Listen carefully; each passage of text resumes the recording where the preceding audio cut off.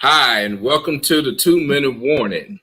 Uh, I am your host, Perry Busby, and my co-host, the publisher of the West Side Gazette, Mr. Bobby Henry. How you doing, Bobby? Man, I'm terrific and getting better. I just can't wait until we delve right into this program and what's happening. I'm just glad to be here, Perry. How you doing? I'm doing great, man. As they say, the first one was so nice, we decided to do it twice, and I think we're Absolutely. going to do it again and again. Yeah. But I am so pleased at the response from our community Mm-hmm. regarding that. And I've heard people from several places uh, reply and say, man, that was a great show you guys did. Yeah, man. I was too. And Perry, the first part of the series that we did was more of understanding voter protection and that sort of stuff. And we had some national speakers, if you will. We had some folk from California to, all over the place, and Right, it was right. good. So. Mhm. Right. Yeah, no, it was really great. And the response from our guests has been equally well. Mhm. Emily has said that she's seen some new faces within scrutineers. I know I've been talking about it, and people have been asking me about it. So that's how this works. This is what the Black press is all about. It's about sharing Mhm. and teaching. And so we can teach some people and share with some people about things that can make voting easier, then I think we've done a good job. And it encompasses all of us, not just certain segments. It's everybody, and Right. hopefully we have the opportunity of touching all of the segments that are so necessary and to be involved with voting. So. Right. Right. And just in the last few weeks, just since we did the last 2 minute warning, you've seen just the news hype this to even greater uncertainty. Hmm. Hmm. And so as I know we're getting ready on the technical side, there's still uncertainty Oh yeah, around voting. Yeah. yeah, yeah. Just here in the state of Florida on Monday of this week, the governor had to come in and increase the Right. time, but what Right. what little time he gave us, he still had to go in and do it. So Right. that's in itself, we are up against some different kind of obstacles. So. Yeah. One of the things I don't know if you heard, even in Texas, because I'm working still. I'm from Houston and from Beaumont, and so you never leave home. So I'm working with uh, some people back there, and I just learned that in Texas, the uh, the state secretary limited early voting, well, the vote by mail locations to one per county. Wait a minute. You got one low. Well, in Texas, you guys are always doing something that's kind of off the radar. You got one. Yeah, Each county has one place one place per. they can one place they can drop off their vote by mail ballots. And so when you think about a big place like Harris County, it's not just Houston, it's the suburbs. There are some suburbs you're going to have to drive 60 miles Mm. just to drop a ballot off. And so when you talk about disenfranchising, uh, you cast that net and you're going to get a whole lot. When you go crabbing, you get more than crab. Yes, you do. And speaking of what we're getting, how do we get there? How do we get to the places where we need to be? How do we get in the nook and the crannies and the places where some folk may not want to go? How do we get there? And hopefully, during this segment, we hit on some stuff that will will, will, Yeah, will yeah. bring us I to think understanding that. Hmm. Yeah, I think it's a question, and I know that there are several groups who are getting out the vote. And so, not to disparage anyone's effort who are doing anything, but yet, uh, as we'll find out later, there's still large segments of our community that are not being impacted. So, how do we do that? That's our big question. Yeah. and we're Yeah. in the 2-minute warning, and it's 3 strikes. We ask the question, are you out? Yeah. Mhm. I believe we should be in. Yeah. 3 strikes you in. Thank you. Thank you. Right, right. So, I without delay, I am so looking forward to this, and even with some transparency, our ideas coming into this episode and these topics, uh, we thought we were going to start one way, and we ended up, I think, in the best way that we could, and so I am truly Mhm. honored for the guests that we have. The first is, you know, uh, people take me to be a quiet person, but man, I love somebody who can just bring it. You know, that I mean, I'm a quiet brother, but I'm radical, but I love it when someone who can not just speak it but back it up, Mhm. and not just in talk and in the intellect. You see it in their work, you see it in their passion and who they are. And in fact, I met Mona Lisa Weber through you. Mhm. Mhm. And Mona Lisa Weber is the founder and president of Probation Station. Uh, by education, she is a criminal justice major, uh, but she didn't just learn it, she put it into work, and she has uh, dedicated her career to criminal justice on the front lines. She's been a probation officer. She's worked hand in hand with courts in trying to reduce the recidivism. Uh, but she didn't just stop there. She understood that that in criminal justice that it's the end to a means, Mhm. and so she's been responsible for setting up education for our youth who are incarcerated, and also setting up food security. Mhm. Because that's the one thing people fail to understand is that what they see as a criminal, some people are see as survival. And so Mona Lisa understands through climate justice that our neighborhoods are becoming food deserts. And so she's been on the front lines of that as well. And so without delay, I want to introduce everyone, Miss Mona Lisa Weber. Mhm. All right. All right. Great Hey, Mona evening. Great, Lisa. How y'all great, doing? Hey. great, Hey. Thank you Hey. for great, having me. I'm excited. Very good. Very The good. West Side Gazette. What's up in the house? What's great. up? And to be very honest and transparent, it was through a community event that we do. We used to do every Friday. We would fry fish, and have some libations, and anybody was welcome to come. And so this young lady came popping in, light, bright, and damn near white, but real cool and down to earth. She came amongst these brothers, and made her presence known, and it was extremely pleasant and receptive and knowledgeable. So, Mona Lisa, thank you so very much for joining us. Okay, Anytime, anytime. okay, and to keep the transparency going, our next guest, she was her notice was only about 4 hours ago when she agreed to do this. We had a couple of men who, for reasons unknown, had to pull out, and so, in speaking with Dr. Howard on yesterday, I really enjoyed the conversation and what she was doing. Dr. Howard is the daughter of uh, State Representative Senator Tony Hill, and if you know anything about Tony, he was the brother that was a part of the sit-in with Governor Bush. So you would think and you would know that his offspring is one that comes from the lineage of not being afraid to address issues.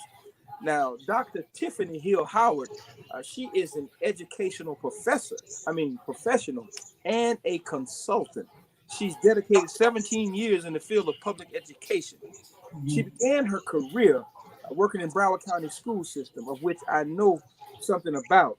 As a matter of fact, when I was talking to Tiffany, she reminded me of my younger son who was in a classroom next to her mentor. So that came about. Here you see there's a connection already made before we even engage in stuff. It's already been planned.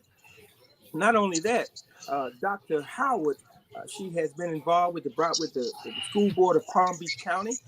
She's been involved with Dade County School Board. Should I say? I'm sorry. Uh, uh, Schools of Education and Science at Miami-Dade College.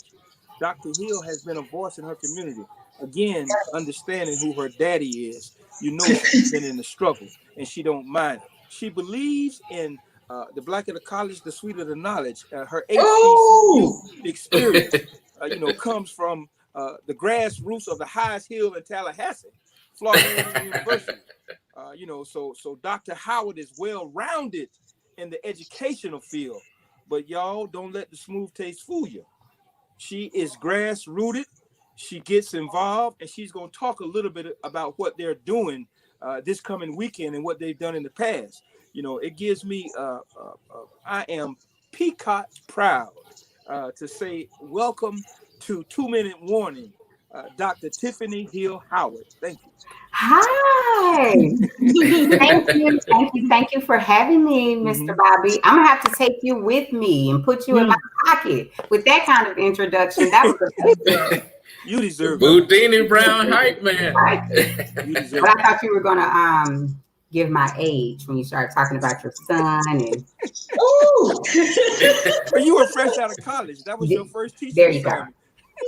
There you go. I am so excited to be here. Thank you for having me. Yeah. Well, great. Yeah. Well, earlier today, Bobby and I started talking about, and our topic today or tonight, one of many, is really how do we enrich our community when it comes to voting? Everybody knows that voting is the key to a lot of issues that we deal with. But yet and still, we don't have people that are voting. And I know this, we deal with so many stereotypes because the stereotype would be that the folk who don't vote are young people or the people who just hang out, some of which is true. But we also know that a lot of people who we hang out with don't vote. Oh. And they hiding out in plain sight too. So how do we begin to do this enrich? From 2008 to 2012, the Black turnout percentage rates equaled and exceeded white people. In 2012, in terms of percentage, not in terms of numbers, but in terms of percentage, we was voting more than white America. And in 2016, 16 million African Americans voted, which was the most in history. There's never been 16 million African American votes in a presidential election. But what you will hear said most of the time is that the voter turnout in 2016 went down, which it did. So how can you have these two truths and the fact that one gets said that we don't vote, that our percentage went down? What is the stigma? Because we all are concerned about the Black turnout. But what are we doing to ensure that? And are we doing anything different than we did in 2016? Because if we not, then we are operating in what they call insanity. We're doing the same thing, expecting a different result. Well, you said something, and let's get into it. Okay, you said that in 2016 we had how many millions of Black voters did we have? 16 million. 16 million. Okay. And before that, we had a lesser number, obviously. So right. What was the difference and that election process, and nobody wants to. We don't want to say, well, let's take a look at the candidates. Let's see who was running for office at the time. So let's deal with that. Why don't we vote? I mean, so they say, why don't we vote, Mona Lisa? Why don't we vote? Yeah, that's what they say. That's what they say. Right. So I want to say locally, no one sees any particular changes. I believe that people still are on the voting doesn't matter and it's not going to change anything. Lack of education, and also survival mode. Lack of basic needs, lack of basic support. And it's just being in the rat race consistently, just in a rat race mode. And no one is really coming in and like, hey, what's going on? There's no deep political education in schools, right? They just they teach you those 3 branches or whatever they are, but like they don't go deep in basic language. This is what so-and-so does. This is what the commissioner does. This is what the police, this is what the mayor does if you have issues. Like they don't connect anything. Every system is so disconnected. And let's be real, like when you don't see any change in your community, but maybe gentrification and kicking you out, why are you going to vote? Like, it's an embarrassment. This country is this is just me speaking. Like, this country is embarrassing right now. Like, how do we expect people to go out to vote? Look at the childish things that are happening. Like, this country is going down the drain, and then you want people to go vote. Like, okay, fine, but all right, so we go vote, and then what? These are the questions that I always have. How do we hold people accountable? Who is holding these people? Because you could talk all day. We're going to hold them accountable. Everybody's going to hold me accountable. But once the race is over, everybody go back to doing what they're doing. When political education should be an everyday education in the communities, in the streets, in the schools. There should be like voting mock centers where people can go practice to vote. There should be things that, like that we should be meeting basic needs, feeding the people, going in, hanging out, kicking it, not judging them. A lot of people are afraid. I ain't going, but I'll stop right now. Well, Go. So to your point, Mona Lisa, about the lack of education in what is being taught in schools, but that's by design, right? Yes. So let's think about really what we are learning in schools, what we are being taught in schools, how Black people, our youth, are being programmed and conditioned to believe, because they've been hearing it for their entire lives. Generations before them have been expressing the same sort of apathy. It really doesn't matter. My vote doesn't count. Well, what does that person do anyways, right? So they're trying. There has been a systematic failure on all fronts as it relates to basic education for our children. Now let's start there. Voting and the systems of government, that gets a little bit more complex. But when we're just talking about fundamentally what children, primarily in public schools, inner city schools, what they're learning, it is, there's been a failure, and it's been systemic. And these institutions have been created so that our children are not on a level playing field. And so that's what we're up against, because I was an educator. So I'm telling you firsthand, I know what I see in the books. I know what I know now that I didn't know 17 years ago when I was a 5th grade, when I first started in South Florida as a 5th grade teacher, because, you learn to teach yourself. When you're teaching children, you teach yourself things. And those are things that perhaps you weren't taught either.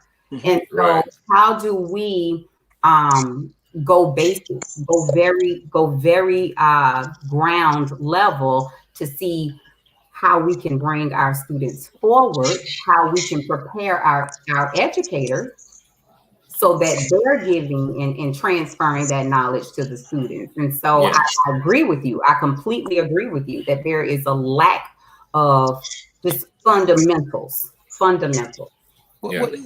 Now, go ahead. Go ahead. That okay. So what we're saying is we have gotten away from the basics. You know, the need for each other. We've gotten away from. You know, we have arrived. Therefore, I find it difficult for me to go back and try to establish some rapport with those people. So I hear what you're saying, and I agree wholeheartedly. So maybe this is pushing us back. You know, we're taking those steps back so we can go forward. Maybe that's it. Yeah, no, I agree because I know I'm a product of activism that started in school. And it was local, and it was very political. And so I learned from teachers who had been in the struggle. Yeah. And unfortunately, you know, so-called Black success, we didn't have teachers who struggled, or they struggled in some different ways, you know, because they were struggling. Yeah. But they weren't using that struggle in a positive way, and it really wasn't political. And all of it was political. You know, I was in the last predominantly Black high school in my city in East Texas, Southeast Texas, Beaumont, Texas. See, man, y'all always being last on something. You know, but Florida is it? Yeah, we're right. Hey. Not Florida now. You know, Doc, you said you said that now. You and I had a conversation, and from a historical perspective, you brought up a very an issue that happened with Axe Sunday, Axe Handle Sunday. Yeah. So yeah. You had some firsthand experience with that. Yeah. So again, I was unaware. Of Axe Handle Sunday until there began to be rumblings of the Republican National Convention going to Jacksonville. So my home is Jacksonville, Florida. And I never knew that this historical event took place 60 years ago. Mm-hmm. And this was the same weekend when they would be commemorating when Donald Trump would be receiving the nomination for the Republican Party. And I began to just do research because I was hearing on the news about, you know, these two sort of historical events, counter events happening. And that was when I began to do research. And so I began writing just a piece, and I wanted to talk to someone who had a particular hand in that event. And I ended up speaking with Rodney Hurst, who was Mr. Rodney Hurst Sr., who was the 16-year-old NAACP Youth Council president. So he organized the sit-ins at the counters at the Woolworth, because obviously they weren't allowing Blacks to be served in the front counters where the white patrons were. And so that was what prompted the sit-in. And so I had an extensive conversation with him and just getting some historical perspective. And as I was telling you, Mr. Henry, when I began to think about it and write about it, and I went to a Black school in Jacksonville, Raines High School, and we didn't learn about that. So the first thought that I had was, wow, this is a betrayal. This is a betrayal to the students that are, you know, grown in this area, but we don't know this part of our history. And so that was, to your point, Mona Lisa, that's what I mean about design. There's a reason why you felt that you had to keep this information from these Black children, you know, growing up in this same city where something so historical and monumental for the city happened and took place. but we wouldn't know that because we weren't taught that. Yeah. So, you know. Yeah. Mona Lisa, before we came on air, we were discussing some of the things that would prevent us from getting to where we need to be to get to our people, to get them out, you know, and you working with a certain population.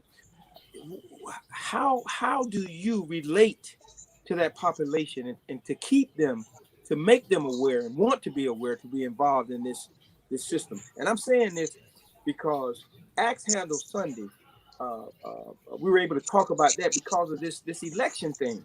So the same thing, Mona Lisa, we're all tied together with this voting process, this election thing. So how do you get? Well, let's be clear. I'm spiritual and I'm a humble servant. Yes. It's just that simple. Yes. I'm humble, I'm cool, I don't judge nobody. It is what it is. And that's what it is. Like, so for example, like my son is finna be 27 years old, right? He stands next to me, he look like my brother. You feel me? So what happens is, like, although I'm 45, I look like I'm 28. And then the kids, you know, because I get down with them, you feel me? We jamming, we kicking it, we vibing, we talking. I get down, we about to dance, we dropping it like it's like you have to. You can't. Well, and the kids looking at you like, who is you to come in here and tell? Like, it's just so. You just got to be human, and the thing is that this is one of the things I believe why people cannot relate. They be sleeping on these kids. They think they know more than these kids. You see what I'm saying? They don't give the youth the value that they deserve because everybody thinks that they're unvaluable. Man, you talk to these kids, they will put you on so much game. I don't learn some new language out of Palm Beach. I don't learn some stuff up in Jacksonville. I'm like, what does that mean? And then, so what happens is they teach me their lingo, I teach them my lingo. You feel me? I'm not better than them. They're not better than me. When you dealing with certain type of trauma, right? And you are a pretty balanced, you know, healed person. Let's say I consider myself.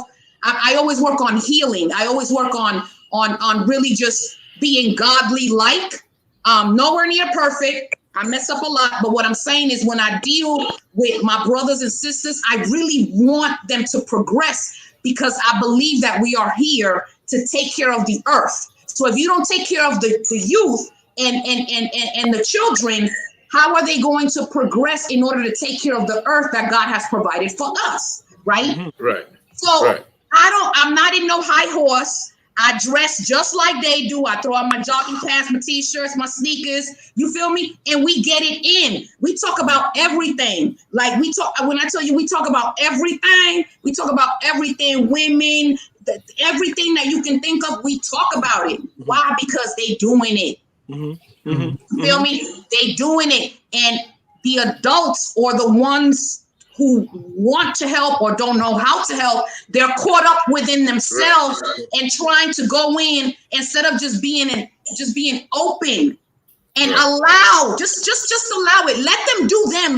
Look, they're gonna cuss. They're gonna cuss you out. They may disrespect you, but you gotta just let it for a second, because when you show them the love, it flips, man. It's mind blowing. It flips, and next thing you know, now they're protecting and defending you. You just got to give them an opportunity, dog. It's just It's really not that hard. No, I'm just saying. And Mona Lisa, for those who might be wondering, well, what does all this have to do with voting? Hell, voting is about persuasion.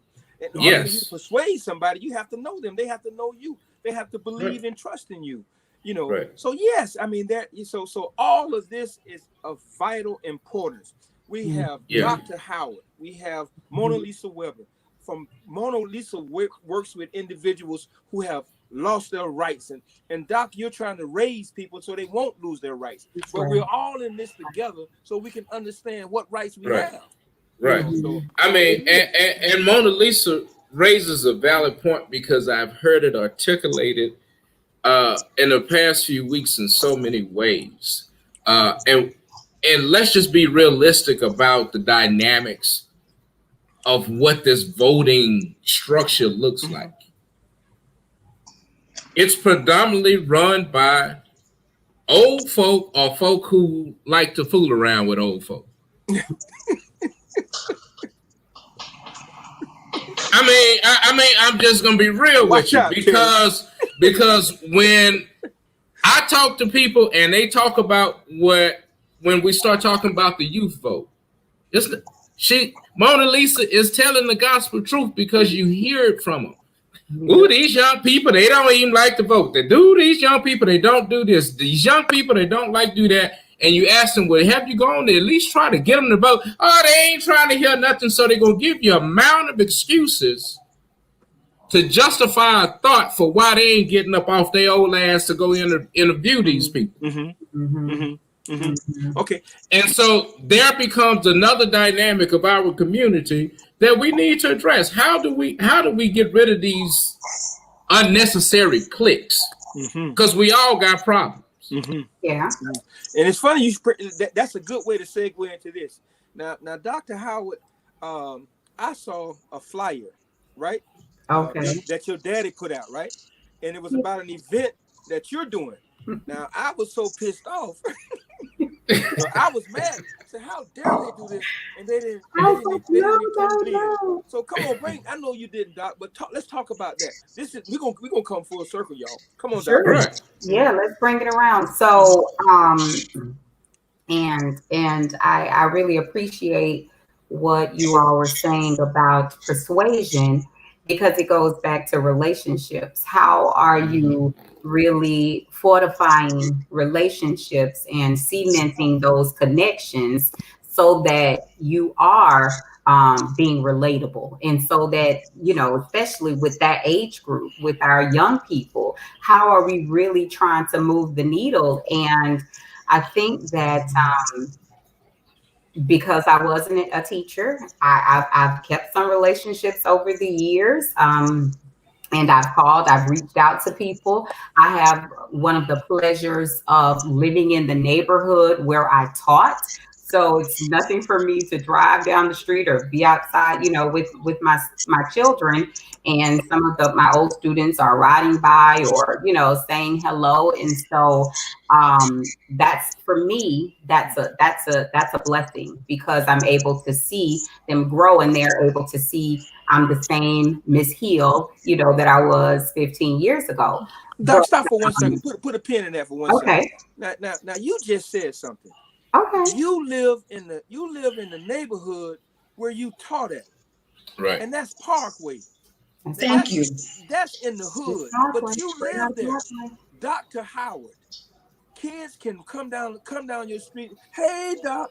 I'm sorry. I just got. It makes a difference. Blew me away. It makes a difference. Yeah. Go ahead, Doc. I'm sorry. No, but it's the truth, and so I didn't. It didn't dawn on me how valuable that was until I think about times such as this, where I'm still trying to stay connected because I'm no longer in the classroom. I'm no longer with Broward County Public Schools. However, I still want to have that relationship, the ones that I created years ago, and want to really cement and build now, because they have a totally different population of people who they can reach. And that's how you look at the electorate, and you look at these different segments of people who are eligible to vote and bring them in.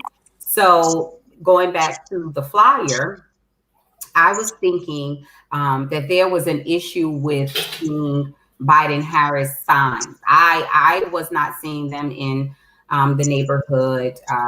My husband, he works in Hollandale, and so we would talk about, he's in the, in the city, talk about what's the visibility like. There was a lack of visibility. And so I got on the phone trying to see who I could get so that we could get some signs. And then I received a phone call from my father. So this wasn't this wasn't my idea originally, but it was born out of a conversation that I had with him. And he said, hey, we're doing these caravans up in Jacksonville. Why don't you just think about getting some of your friends together, gathering some people to see whether or not you all can ride through the neighborhoods so that we can get, increase the get out to vote efforts. And so that's exactly what I did. And I just got on the phone and started reaching out to friends, going back to relationships, persuasions, and I've lived here for nearly 20 years now. So just having different connections from different people and being able to say, hey, we all are on the same page. We all want to get Biden-Harris elected, this ticket elected. So what do you think about just getting out? And I think a lot of times the issue is people don't know how to help. I found that people have, good intentions and they want to do something, but they don't know who to talk to. They don't know who to call. You don't want to call the local state rep or the local commissioner. You want to really make it a grassroots kind of effort where you're gathered together just as friends, and you want to say, hey, how can we get involved and how can we help? And so for the next 4 Saturdays, last Saturday was our first Saturday. So for the next 4 Saturdays, we have a caravan that will be going throughout different neighborhoods here in Broward County so that the citizens and the community know and understand that there's a gang of us that are trying to do this work, and we want you all to get not just vote for this ticket, but be excited and energized about doing so. Right. So that's what we're doing, and we would love for you all to come and be involved. This Saturday, we'll be leaving from the Woke Park in Lauderhill. Oh, all right. All There right. you go. Come on, flyer. Yes, so we'll meet at 10 a.m. at the park, just so that we can form our caravan. And and it's about an hour and a half. We took a little time last Saturday because some people were decorating the cars. We even have a prize for the best decorated vehicle to go throughout. And we're just going through and honking our horns and letting people know that we're here and we're ready to show up. Okay. For this Okay, great. Very good, very good. Dr. Howard, to be those signs. Now, this is this presented an issue to me. Now, we have a campaign office right in our neighborhood, right down from your office, right down from our office. So, people were asking, where could we get signs from? So I found out doing some investigation that there were pallets of signs in this office, and they had been there. So I inquired about getting a sign, and I got the runaround. As a matter of fact, the person that was supposed to call me has yet to call me. So I called my congressman's office. In turn, I called a couple of state representatives. I wanted 500 signs. I was told I could only get 50. You maybe could get 100. I was not satisfied with that because, like you, I had not seen any presence, any enthusiasm in our neighborhoods about this coming election. So I was not satisfied with what they told me. So Mona Lisa, getting back to what you said or what we were saying, we have to hold people accountable who sit in position that we put them there. Don't tell me I can only get, damn it, 50 signs. Right. I don't see not one damn sign in my neighborhood.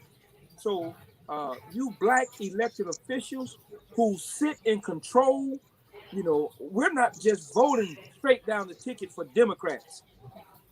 We're voting for those who have our best interest. And if you want to hoard signs because you can, then maybe you're not in the right position. I'm sorry, but no, I'm not sorry. That pisses me off. And it Yeah. continues to do that and push it. Come on, Mona Lisa, you come on. It continues to push us away from each other. Who the hell are you to think that you can govern how many people get signs? And then you bring in people from out of state to work in offices in our neighborhood that don't know a damn thing about us. You know, that's what pisses me off. You got people right here that could use the money that you're paying, if any. You know, as a matter of fact, a lady came by my office, and I should call her name because she called y'all out. She did a whole lot of work for Black elected officials, and when she was down and out, nobody came to her rescue but one person, and that was Robert McKenzie. But the rest of you guys push Pat to the side. I'm gonna call her name. So we have to stop doing that. It's an I'm sorry, Mona Lisa, you go. Don't get me started. You go. No, don't do me. Don't do me. Don't do me. It's election time, y'all. No, but this is but while we are facing this, this is indicative of most of our communities. Yeah. I have a meeting with people back in Texas. They having the same problem. Trump is indicative of a whole bunch of symptoms. But when we have family talk, to be honest, I can much appreciate you if I know you against me. It's when I don't know if I can really count on your ass that I'd rather not have you. Because you're sending me a false message. We have been talking about these issues around voting. I've gone to elected officials here. And they're giving it, just call my office. No, Negro, I'm giving you an opportunity for the people to hear from you. Right. You don't even want the people to hear from you. So why I got to go through all these hoops to give you a shot? You ought to want to come to talk to the people. You ought to be really looking for every opportunity. But that's what happens. And so we talk, and so again, it goes back to that whole thing. And we like to talk about just putting that big bubble of politicians coming to church. Right. Now, it's them same black pimps that do it too. Okay, but Mona Lisa, you taking notes and you get ready to come out with it. No, it's just I think someone mentioned earlier, like insanity, right? We do like the same thing over and over again, right? Like, let's be clear, the churches ain't doing nothing. They're part of the problem as well. You feel me? They're like the hub. They're like the second home to us. You feel me? And a lot of them are not doing anything. You ain't getting no political education. You're not getting nothing from the church. You're not getting financial literacy. You're not getting criminal justice. You're not getting anything from no education from the churches, right? Well, wait, not all. You're getting some. It's some, right? But that's like can we get a list? Yes. Thank you. Yes. Can we get a list? We need a list because we need to identify those churches. You know, I'm not against I have a spiritual father. I'm not against like the churches or whatever, but we cannot have 15 churches in one neighborhood and the neighborhood look like it do. Okay. That's the point. Okay. She asked for a list. That's true. Dr. All right. So that's what I'm talking about. I'm talking about like we continue to depend on this white system to take care of us and to educate us when it's supposed to be us doing it. It's supposed to be us doing it. But the level of laziness and power, because it's power and it's laziness. You feel me? It's a combination of both. Power, I'm trying to keep my power. Like, let's be real. Why are people over 70 running for office, dog? Over 60 running for office, dog? Watch out. You can't even, I don't, listen. Right. Listen, I don't care. I'm going to be, and I don't really speak on this too much, but you can't even speak to our youth. You can't even relate to a person like me, and I'm in my 40s, dog. I'm sorry. Like, why are you running? You got people that are halfway dying and just won elections, dog. Like, this is a joke. Like, we have to, we want people to take voting and elections seriously. How do you want us to take it seriously when it's a friggin' joke? Okay. We only come around on election season. You feel me? Like it's a big event. Mm-hmm. That's cool. That's typical. That's typical. That is very typical. But you mentioned power and what you said was the other variable? Power Laziness. and laziness. Lazy. But I'm gonna throw another one in there. Please It is do. conditioning. It is Condition. conditioning. It goes back to, I mean, it's a story that is as American as apple pie and Sunday football. Okay. When we talk about why people are what you said over 70 and still running for election, running for office, is because they know they'll get in. Why will they get in? Because we've been conditioned, we've been programmed, we have been beat over our head with the same messaging since the beginning. Like, okay, let's go with the safe choice. Let's go with the person who we know has been in there, and that's fine. You know, we're going to just keep them there, and that's fine because our votes really don't matter anyway. If I do want to vote for someone who may be a little more progressive or who I feel is a little more relatable, they're not going to win because my vote really doesn't count. This person has been doing this for decades, and you know, that's just the way the system is set up, and so they'll just continue to win. And I know that there is a certain level of laziness and apathy and just not an energy for getting involved. But I cannot ignore the fact that we have been left out of everything, you know, it's systemically left out. We have been systemically catered to with messaging and programming and advertising that has been drilled in our heads for decades. And so how do you break those cycles to believe that your vote counts, your word is as valued and as appreciated as someone else's? And so I think, again, it goes back to looking at the misinformation. Look at Donald Trump. Look at how often he says some of the same tropes and peddling some of that same divisive rhetoric that he does. It is very consistent, very constant, and it works. It's effective for his base.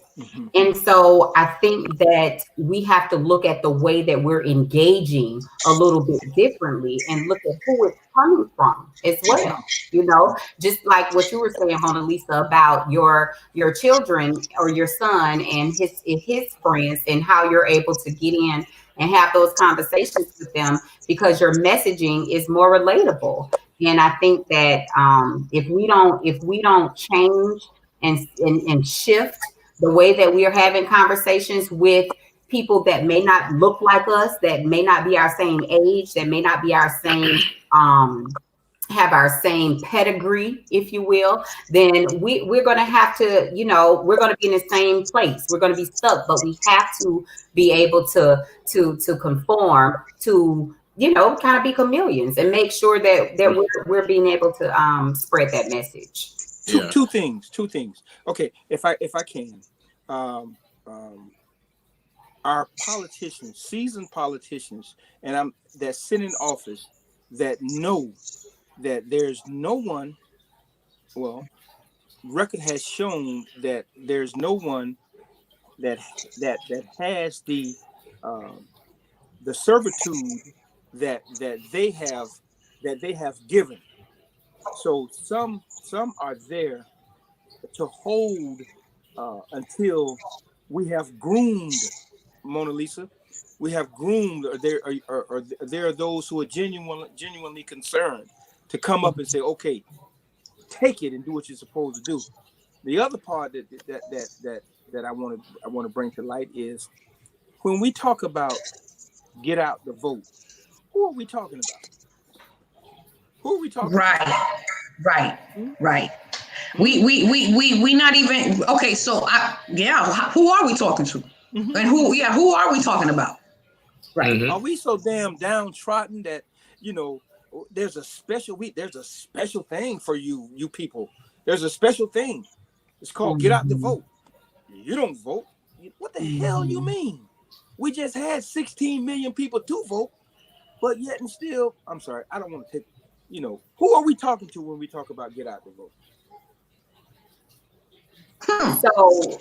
So okay, so perhaps we had 16 million to vote, but there were only 50% of Black people voted that were registered to vote, voted in this past election.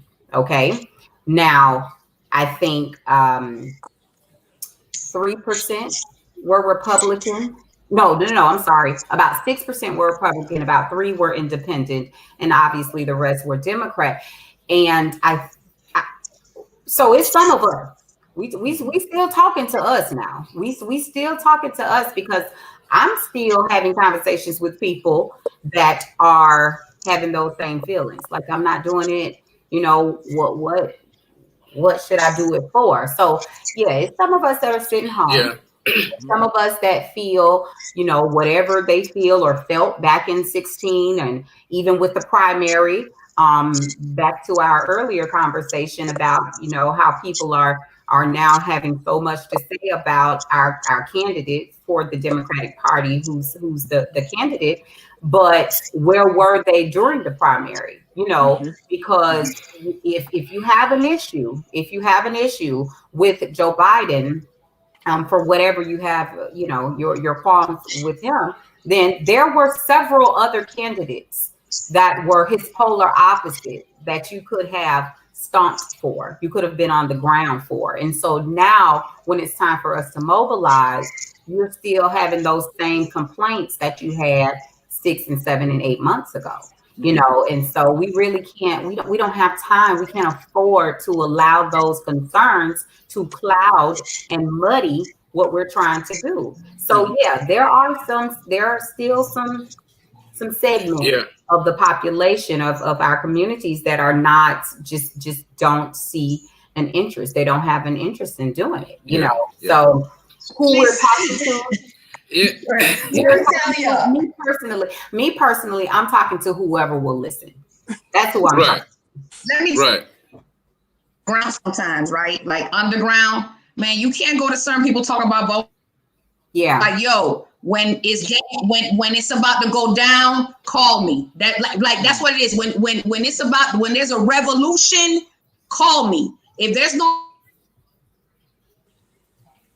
you try to talk, beat it, understand, break it down. It's when there's a revolution. They just don't believe in the system whatsoever.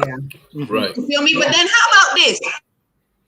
We start bringing in more resources into our communities, right? And therefore we can start changing minds. Like, to me, November 3rd is the beginning of 2024. Right. You feel me? November 4th, we need to continue this work. But what's going to end up happening is we're going to wait till January of 2024 and start talking the nonsense again. People don't vote. Okay. Right. Okay. Yeah. Good point. No. Good point. I'm just saying. That's an excellent point. So for those of y'all, for those of you who are out there thinking that we're only running our mouths, did you hear what she just said? November the 4th, we are preparing ourselves for 2024. So we're being proactive. We're preparing ourselves for 2022. Running our mouths. 2022. There you go. See, 2022. We're preparing ourselves for 2022. Right. Yeah.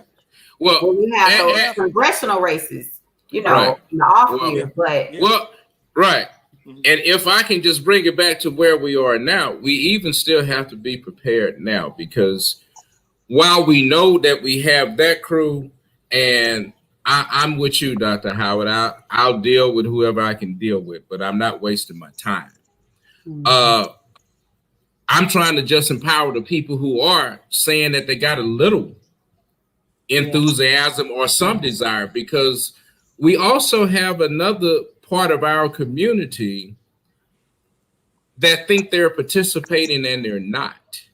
And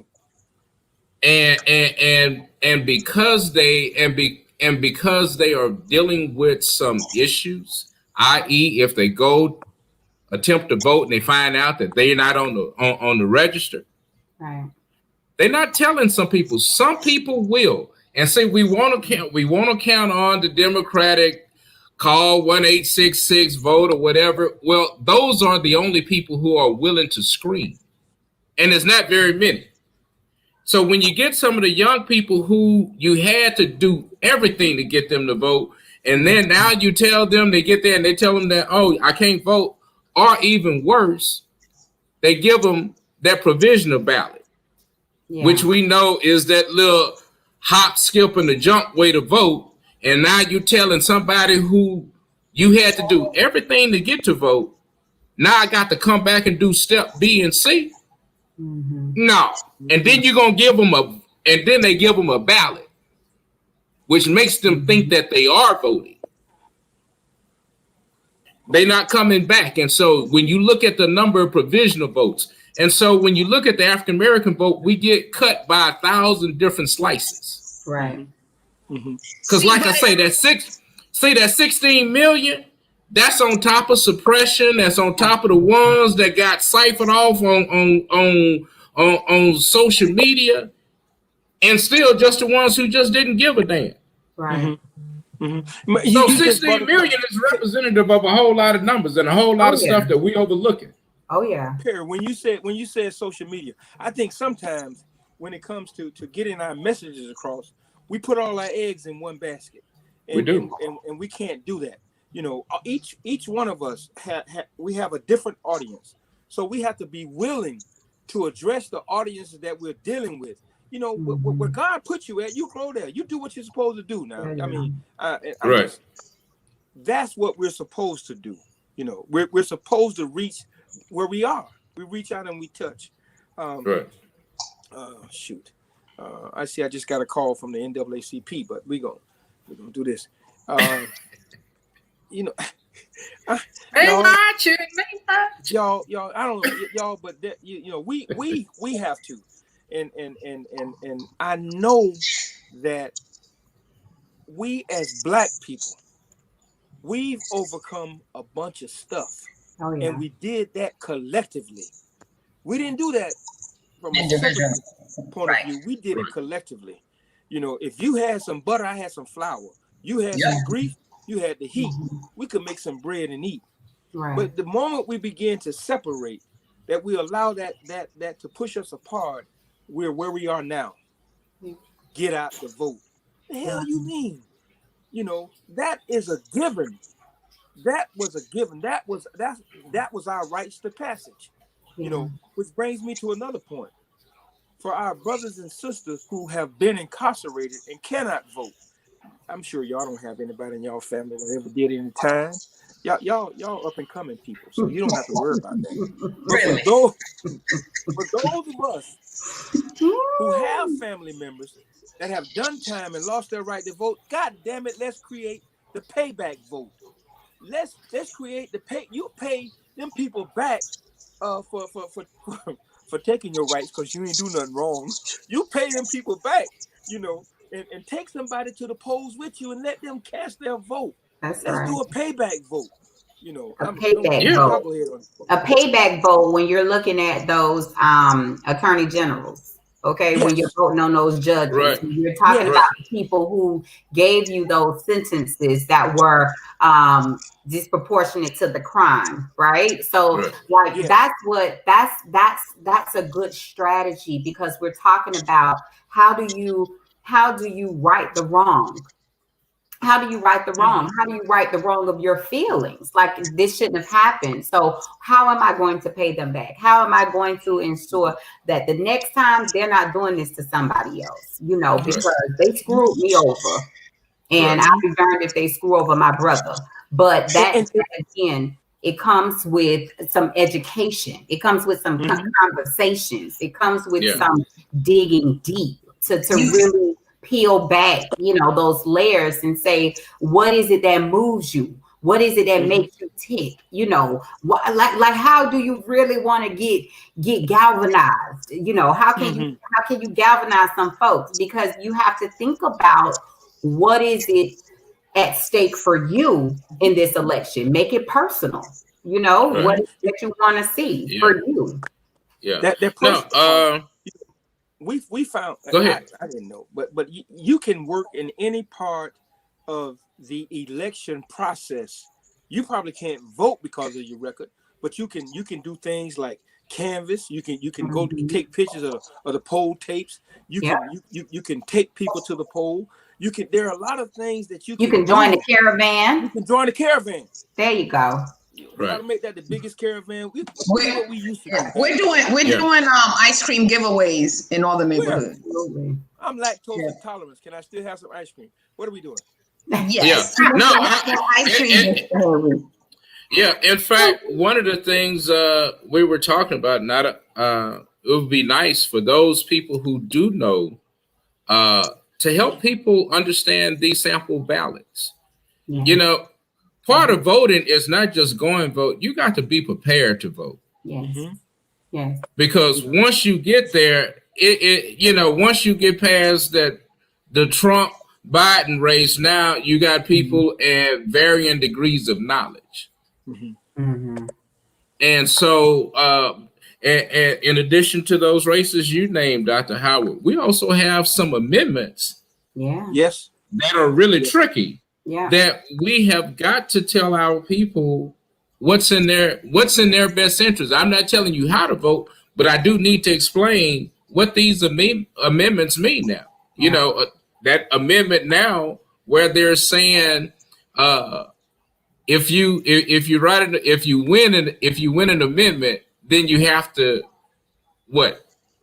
You have to cast it again. You have to have a second election. Vote, right? Yeah, you have to have 2 votes to pass an amendment. Yeah. I mean, yeah. But again, I will say this to that. You know, there are organizations, and I do know that, and I've did a couple of. Are we all on? Okay. The Urban League has a very explanatory scope on those amendments. I mean, they give you, if you vote yes, this is what you get. If you vote no, this is what you get, and it's extremely educational. So there are organizations, and there are those.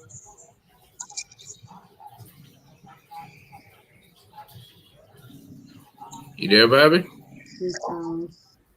Okay. He froze. Are we back? Okay. Yeah, he's back. Are we back? Yes. Okay, the Russians are coming in, y'all. Uh-oh. Putin trying to take over our broadcast. Uh-oh. That fly. Watch that fly.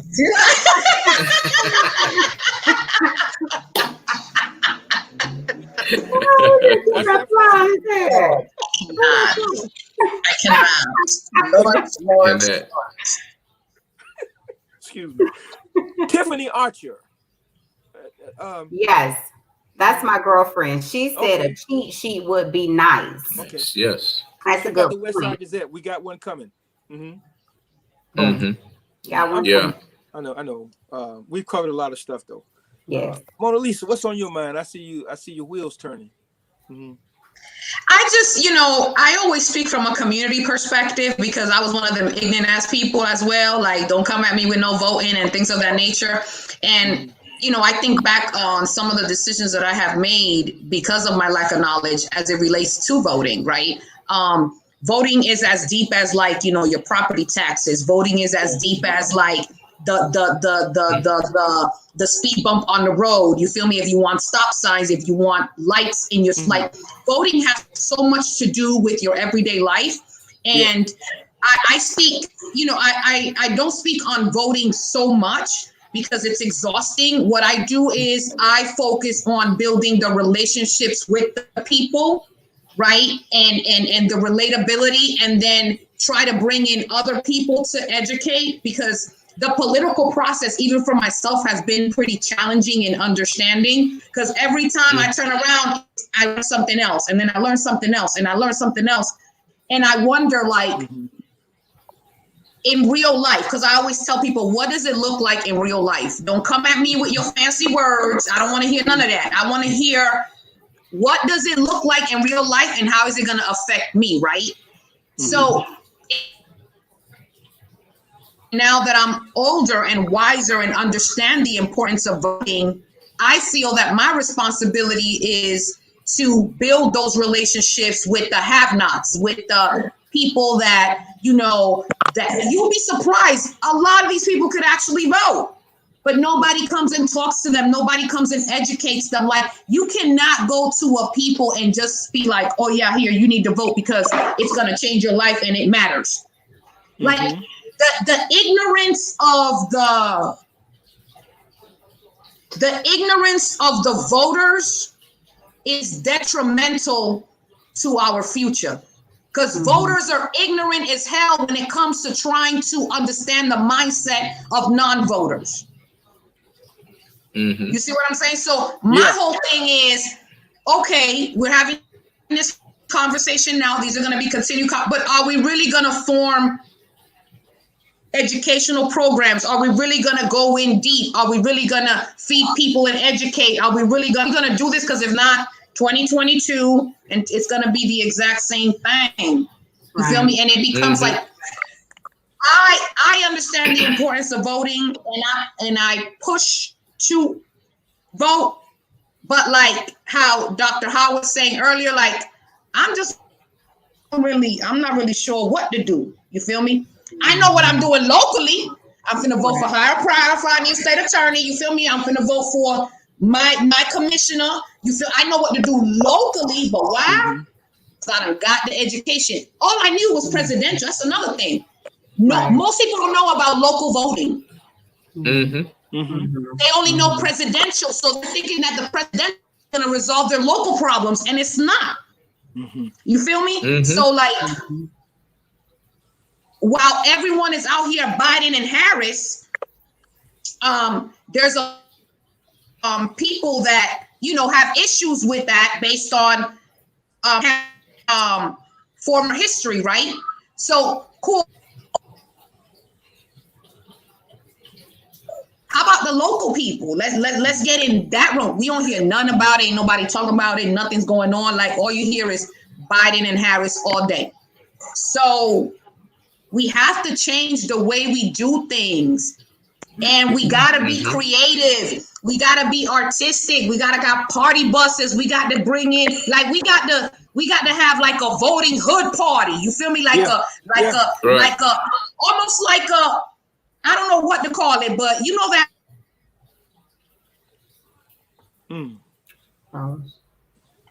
Oh man.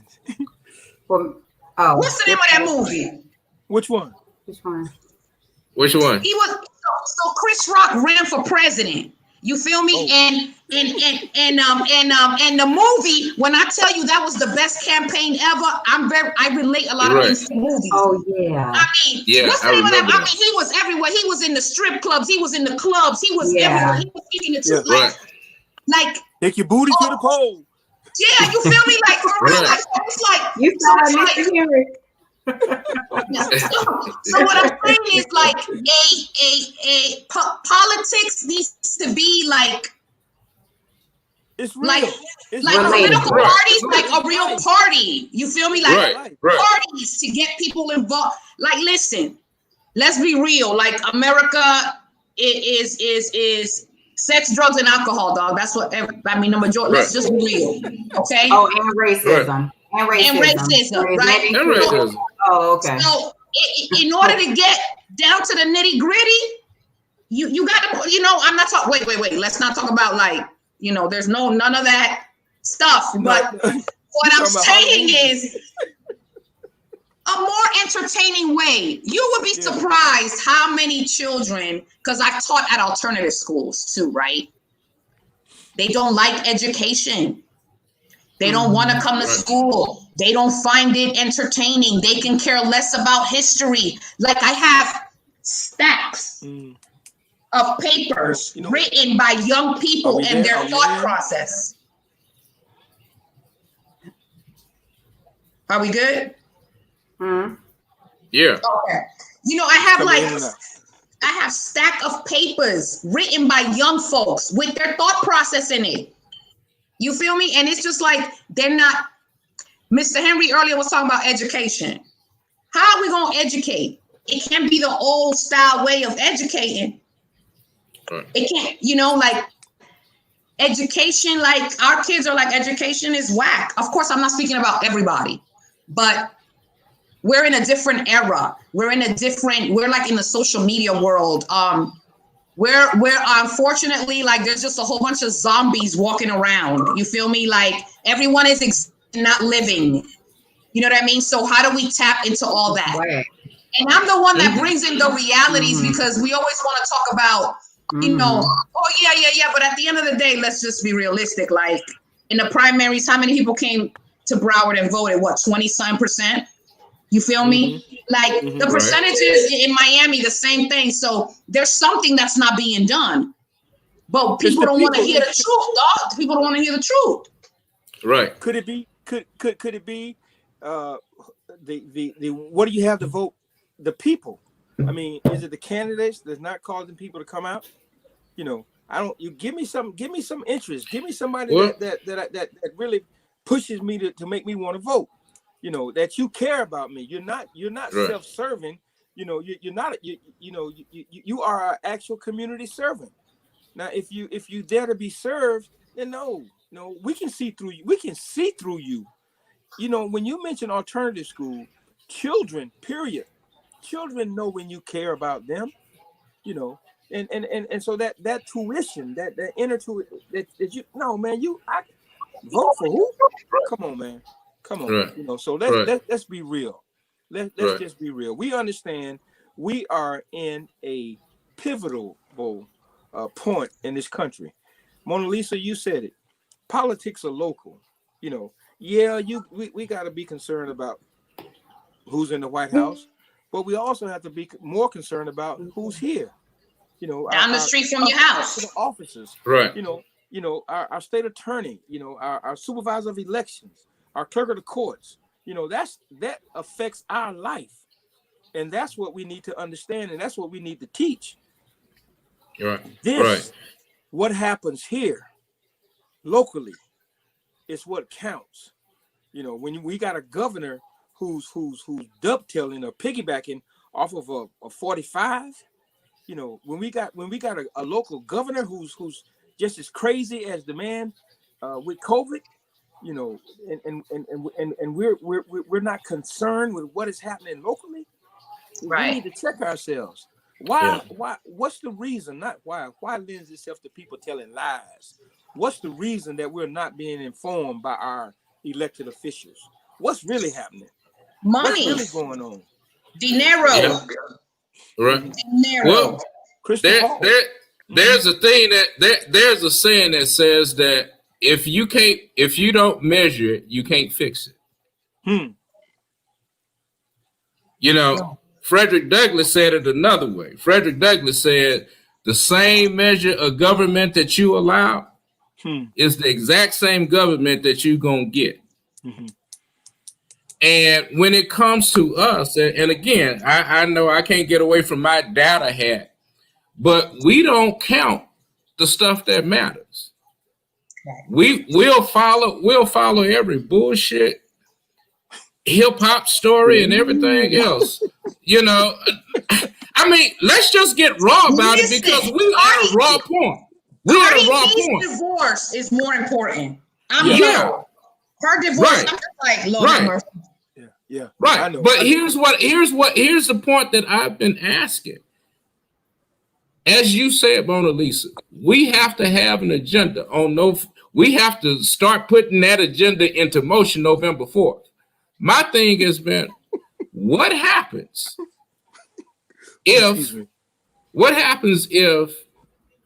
Trump wins and Republicans run the House?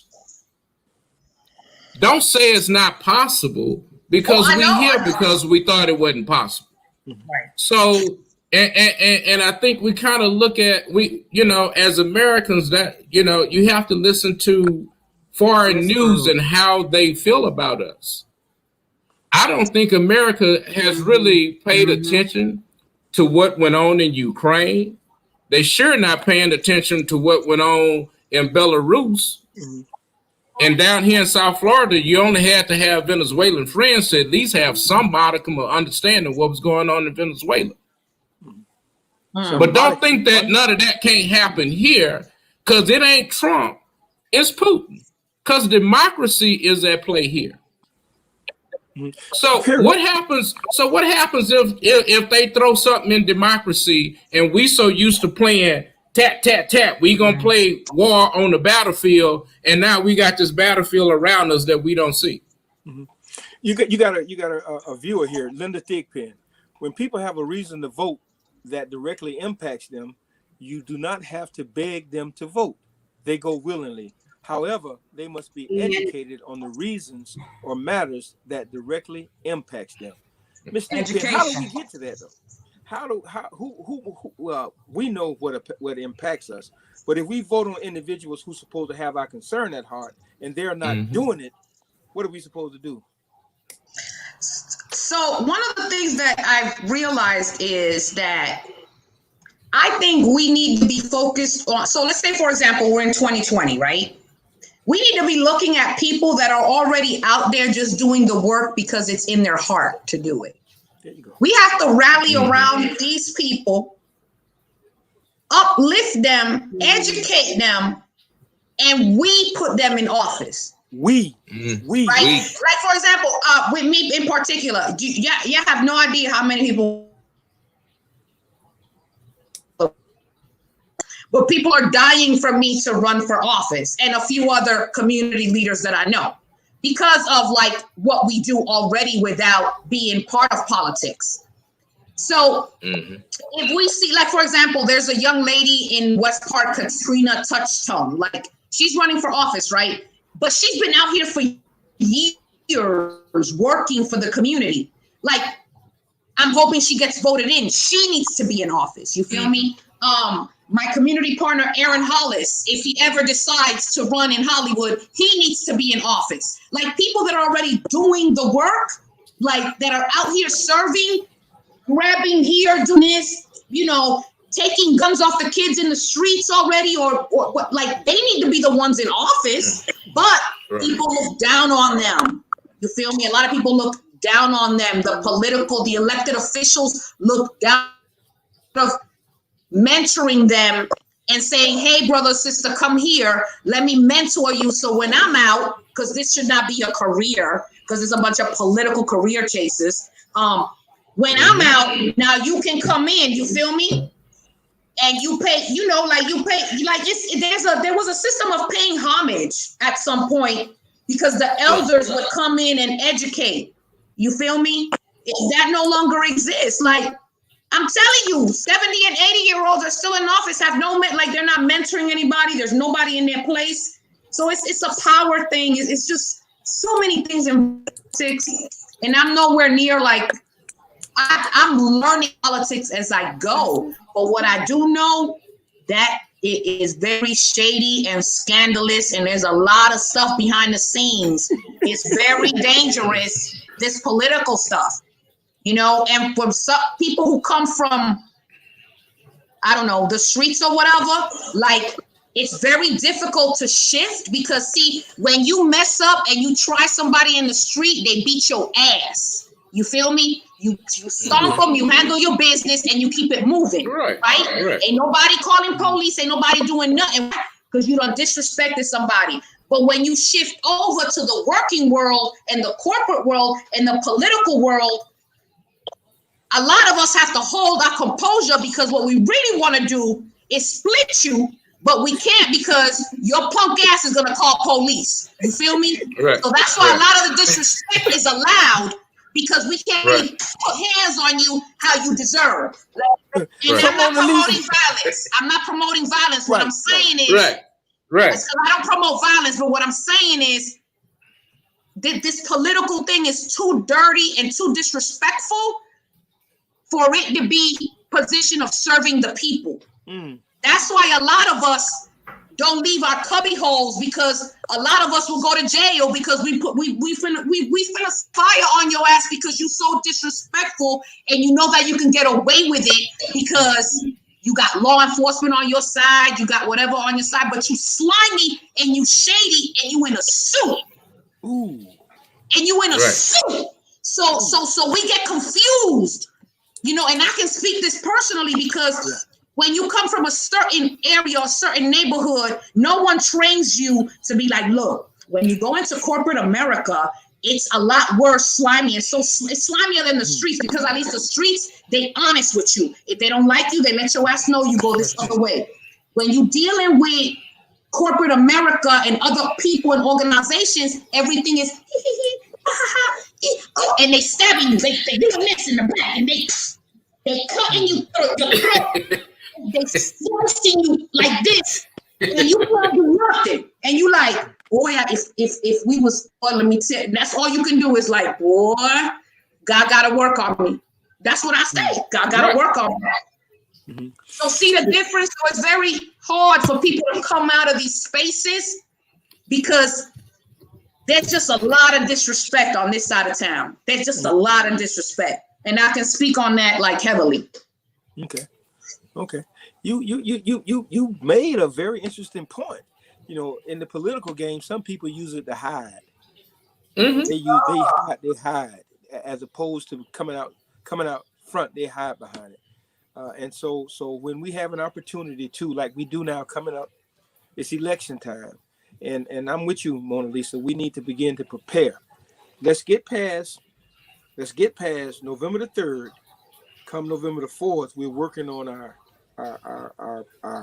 commitment for 2022. So we all can agree on that. And Mona Lisa, we know you're not promoting violence. No. What you are promoting is the truth. Right. You know, some of us, haven't gotten to the point where we can do that. We're still Peters, if you will. You know, even when Peter pulled his sword out and cut the man's ear off, so, and he was with Jesus. So we still have to deal with that.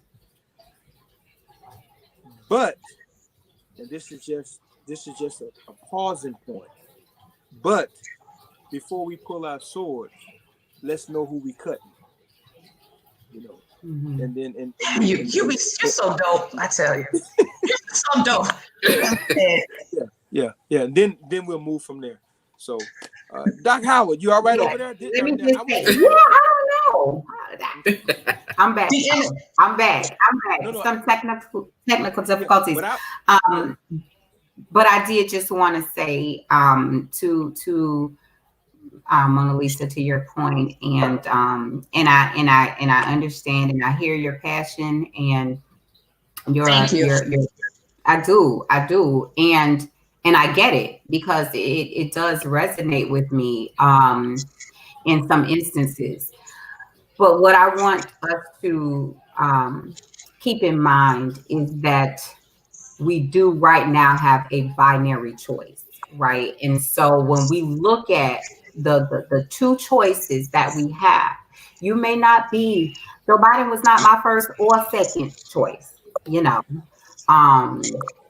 and my sister and some other, they had to get me there because I wasn't there either. I had an issue. But I look at what is at stake. I look at what has happened over the past 4 years.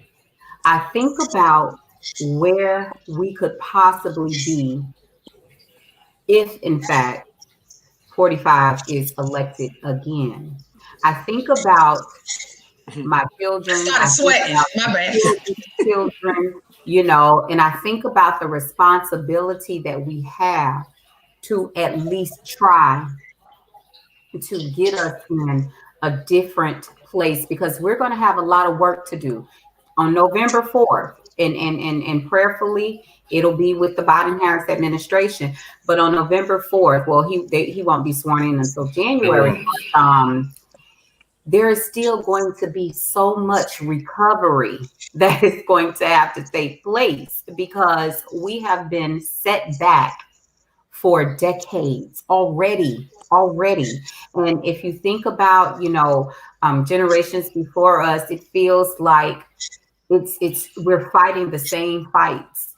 We're battling the same enemies that we were, or that our forefathers were, our ancestors were. And my hope is that my children in 40 years don't have to be in this same trench, just really just here. I mean, because I feel like we're gutter. We're low right now. You know what I mean? And so thinking about those things and really trying our best to make sure that they don't happen again for the sake of our community, because, the powers that be at this particular moment could care less if we were walking the earth or not.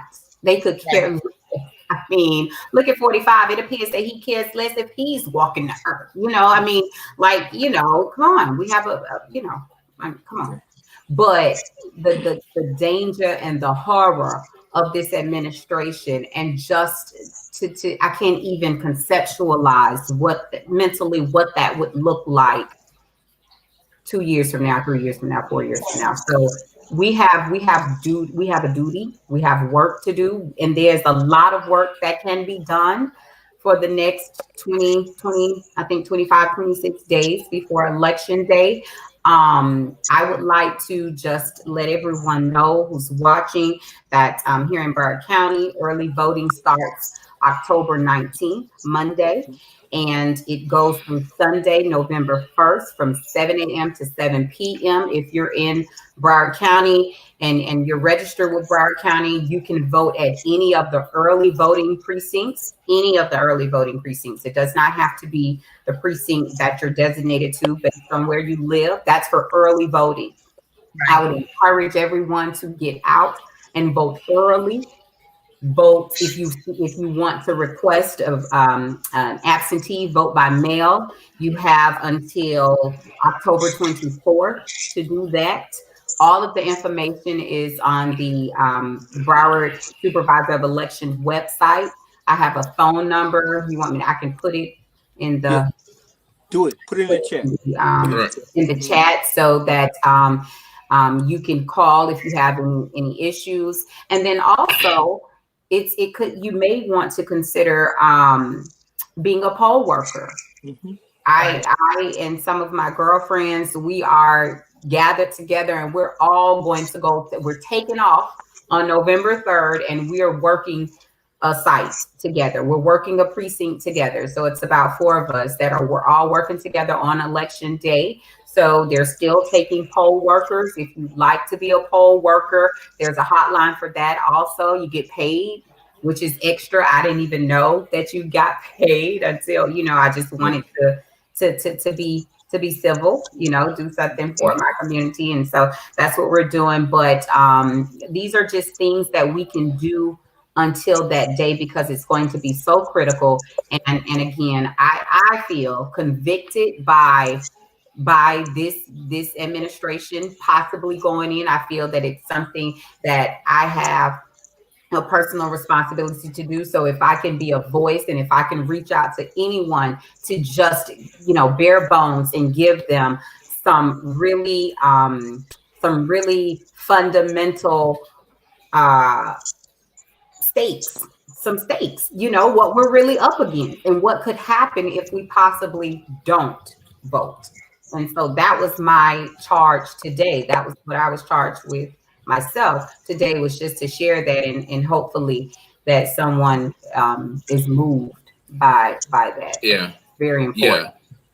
Yeah. Tiffany, and to your point, since you have some people that want to be poll workers, there's a site called Scrutineers.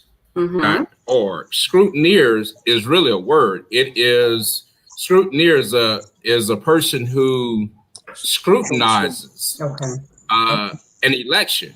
Scrutineers.org has a poll worker training that's very different from the training that you're going to get when you get the training here in Broward.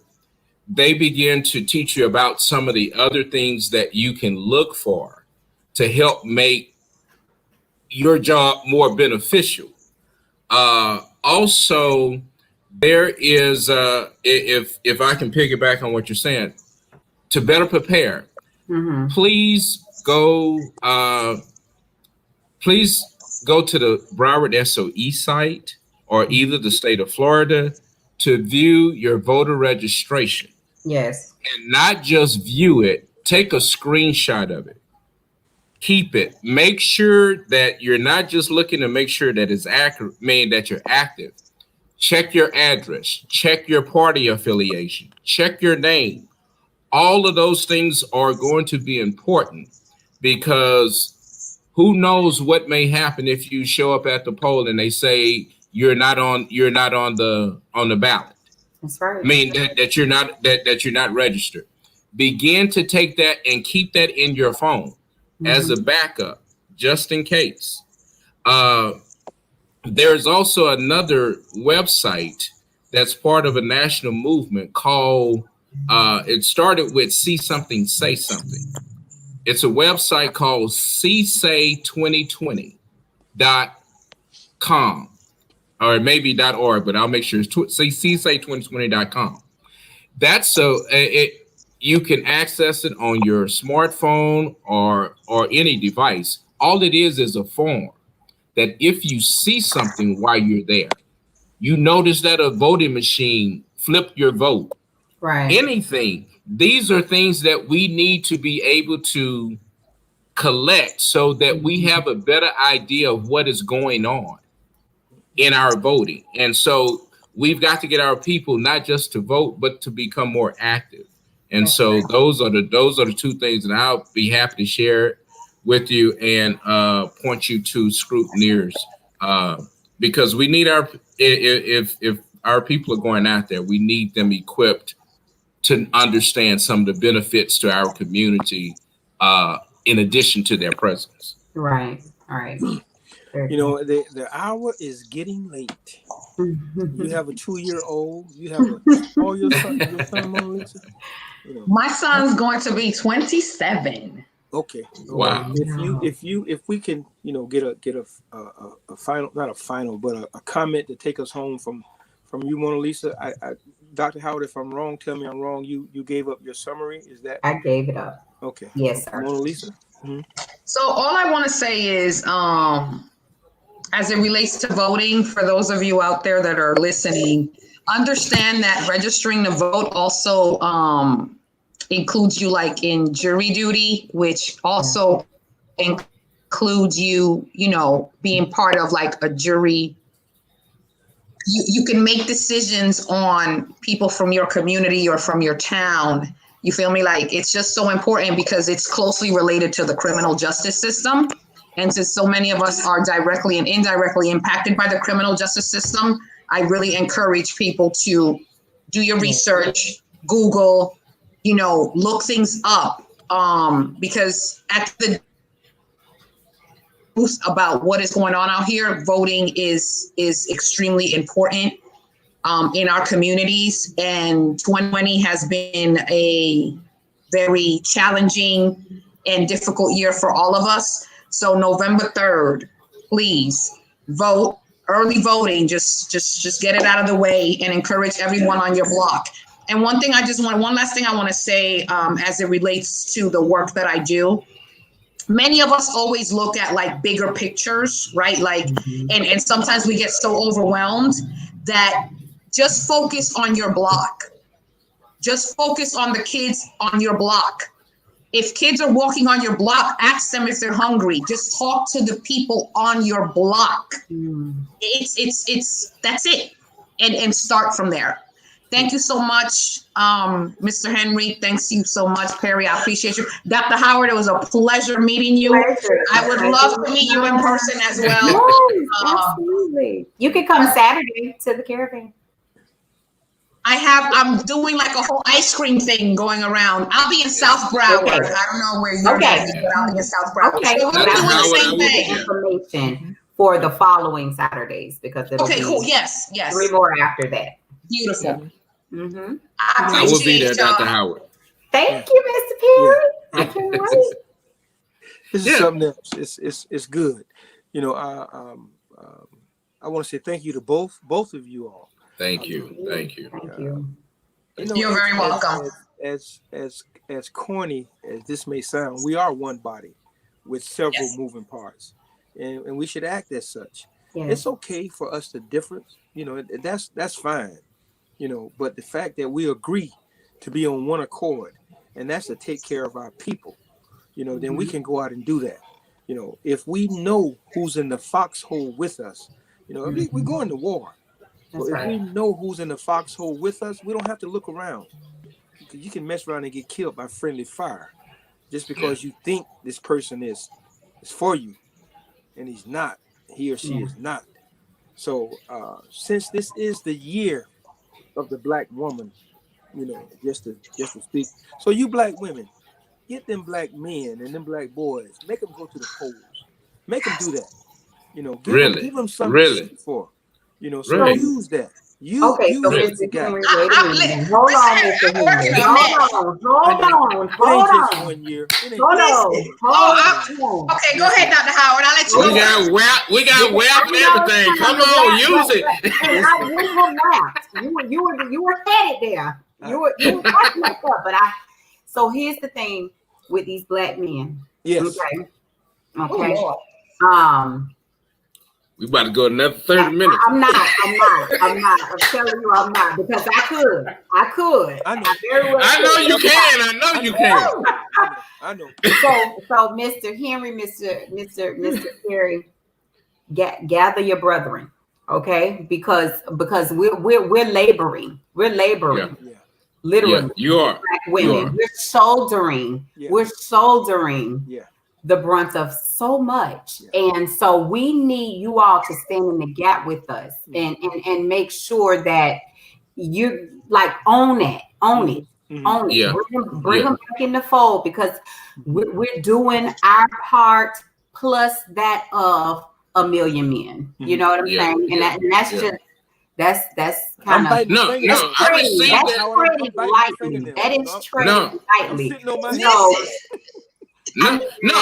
No, you're absolutely right. I mean, You're we're right. not running from that. Trust me. No, What you're no. saying is absolutely right.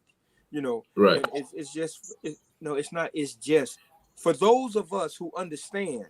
For those of us who understand, who are willing to stand in the gap, and then to remember when we were in the gap. How our women stayed with us. Yeah. Right. So we owe it. We owe it. We owe it. Yeah. But that's another conversation, Doc. Right. And make sure you call me back when you have that conversation. Right. No, because I would say, because we work hard, and we all work hard. We got to work smarter. And that's what we got to do by working together. We have got to be smarter. Mr. Perry, let me tell you how I work smart. I throw out the cute little dress. You feel me? Real nice and cute. You feel me? That's smart. Right. Can I tell you something? Y'all think I played for Amendment 4 because I was heavy on Amendment 4. I created my own Amendment 4 dress, a little short, little thing, Amendment 4 everywhere in English, Spanish, and Creole, and I was dropping it like it's hot on Facebook. How about everybody went to vote? Like, you got to. Like one of my homeboys said, the cheeks get the men out the vote. So you know what? It's cold. I throw on a little cute dress. Let's do it. And that's smart. I'm all about a strategy. I'm okay with that. But then we have to allow our strategies to work together, because it does nothing. It's moot for us to vote yes on Amendment 4, then have a governor that puts a poll tax on that amendment. Come on now. Come on, y'all. So we're still working on that. Yeah. And that goes back to the same black leaders that we were talking about, because I don't care. Here's my point. I don't care if Republicans are in the minority or in the majority. If they're in the minority, they're going to whoop your ass and make it hard for you to do anything. That's right. Okay. So where was the Democrats when it came time? Oh, we don't have enough people. You got some fight in you. Yeah. Okay, y'all. Check this out. We have 3 weeks before we get to where we're going. So we got 3 more sessions of 2-minute warnings. Now, earlier we talked about the black church, So we got a segment coming up. Who do you listen to? So we gonna get some perhaps some ministers to come in. I mean, them that can roll their sleeves up, Mona Lisa. Yes. We don't want those handkerchief head Negroes. We want the ones who ain't scared, who understand what it meant when Jesus turned the tables over in the temples, or when they had their boy Peter to cut somebody's ear off. Them the ones we want. Don't give me that other stuff. We want the real ones. So we got that coming up. And then them 1980 Dr. King followers. Come on, man. Then we got a session coming up with our homeless brothers and sisters. You know. Oh yeah. So we got some things we got to do, and we're going to do it. So this is just the beginning of it. You know, we're going to continue to have these real live conversations where we don't shuck and jive. You know, because it's not time to play. That's right. So, Perry, you want to close us out, man? Because I don't ran my mouth. No, man, you can close it. I've talked enough, man. I have enjoyed it. Dr. Howard, Mona Lisa, it was worth the effort to get this done tonight. And I have just learned, just leave it to my black sisters. And you're gonna be okay, you know. I mean, I've had to learn. I have to learn some stuff. My sisters did not let me down. My sisters didn't let me down, and I am so appreciative. Yes, you know, because this is a sacrifice, and so Mona Lisa, she rocked and rolled with us because we had to change dates for several things. And Dr. Howard, you came on at the last minute, so I am indebted to you. Thank you so much. It's all good. You know, we definitely got to support each other. And y'all need to follow me at Probation Station on all IG and social media. We be doing our little pancake breakfast and feeding the communities and stuff. So, yeah. Let me tell you, last week before we go, we did a whole pancake breakfast in Hollandale. Okay. We fed over 150 something people, and we like made connections. Like we really like dug in. People were in. It was crazy because a resident allowed us to cook in his house, in his apartment, right? And when I went to drop off, we got donations from like Foot Locker and stuff. So we're like adopting families and really like doing direct services. And when I went a week later, people were so asking like, oh my God, thank you so much. Are we doing it again? We want more pancakes. Like who was doing it? Because I stayed behind the scenes. Nobody knew that it was actually me doing it in the community. So they want more and more and more, you see, and that's how we begin to engage the people by feeding them and providing basic necessities. Where they are. And the community supports us. Like, I just want to thank everybody who supports us, who sponsors children. Like, when you do the real work, you will get the support that God intended you to get. You feel me? Right. So I just encourage everyone to really tap into your purpose. And be a servant here on earth, you feel me? And try to listen to God's voice and do what you need to do to serve the future generations. Hey, Mona Lisa, don't you make nobody don't you hit nobody and bust their head to the white meat now. I'm too grown. I'm wise now. I'm wise. I know how to control myself. It's hard. Hey, man. All right. Thank you.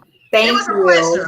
Get out of Thank you. A great Thursday night. Thank you. All righty, y'all. All right. Get out and vote. Vote early. Vote. We got to pull this one out, y'all. We really got to pull this one out. We got to do a voting wrap. Yeah. Yep. Yeah. Thank you. Thank you so much. Thank you. You're welcome, y'all. Take care. All right. Peace. Peace.